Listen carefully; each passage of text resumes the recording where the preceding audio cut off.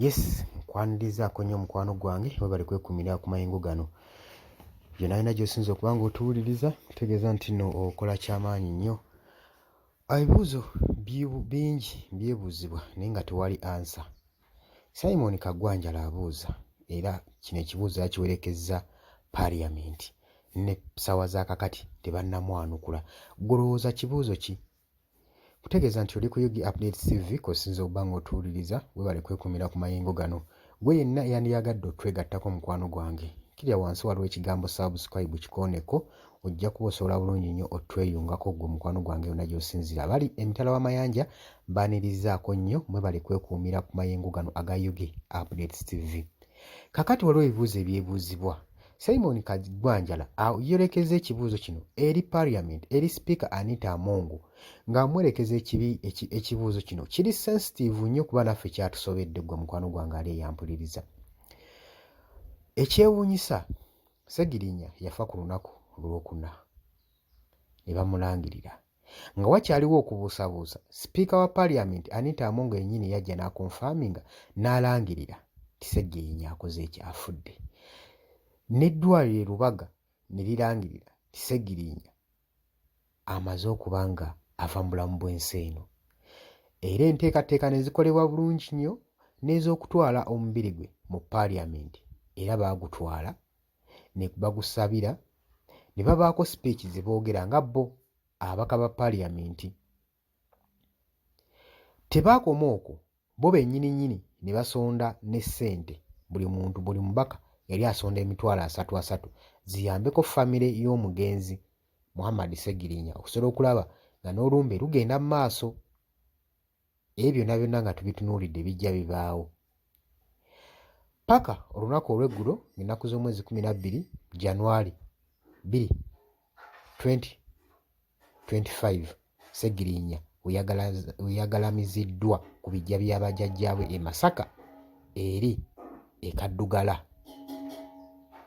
Olunaku olw'eggulo era gavumenti oba Parliament yasindise n'omukiise waayo Mathias Mpuuga ategeke omukolo ogusiibula Muhammad Ssegirinya.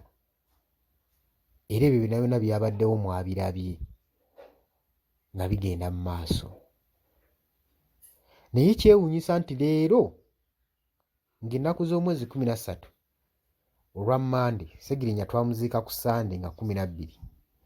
Leero olwa Mande Parliament weevuddeyo n'ekola special announcement ey'okufa kwa Honorable Ssegirinya Muhammad. Bwevuddeyo n'ekola special announcement ng'erangirira okufa kwa Muhammad Ssegirinya. Twebuuza kiki ekiri emabega wa kino nga bo kennyini bakwata n'omulambo ne bagutwala mu Parliament ne bagusabira, ng'olwo nna kimaze okukonfamingwa nti Ssegirinya Muhammad mufu. Bo bennyini ne balangirira okuva eri mu Lubaga Hospital nti Ssegirinya amaze okuba ng'ava mu bulamu bw'ensi eno, olwo nna nga tebamulangirira nti nno mufu.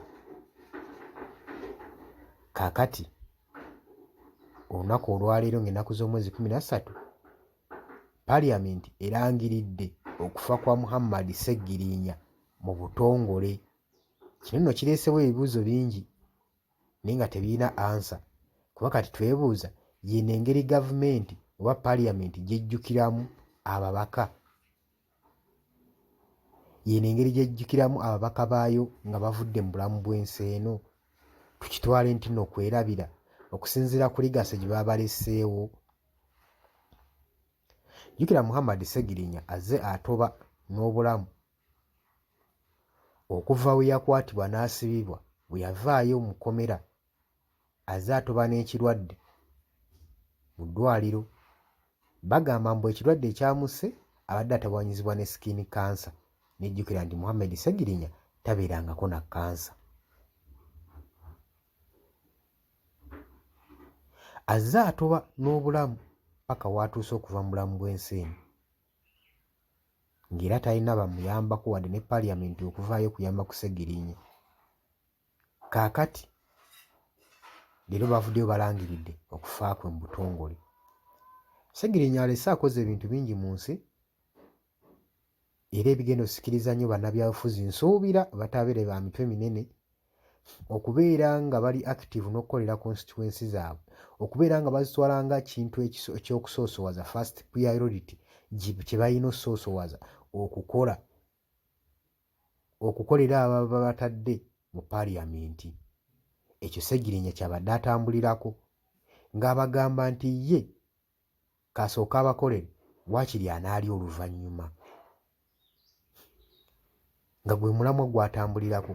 Kati tusubire nti ababaka baffe Muhammad Ssegirinya okufa kwe kuleme kubeera kwa bwereere, kubeere nga kuba inspirings n'okubawa ekyokukola n'ekyokuyiga okusobola okuyamba abantu bammwe abateeka mu paaliyamenti.